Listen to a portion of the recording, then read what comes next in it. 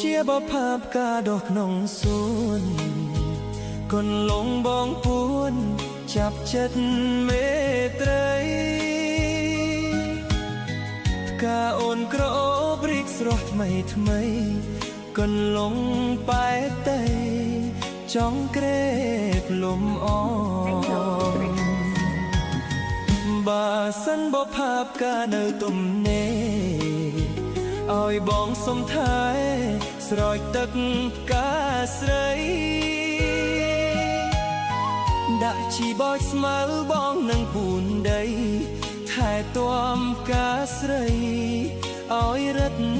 តែស្រស់ផ្កាអើយផ្កាស្រស់សម្រស់ល្អឯង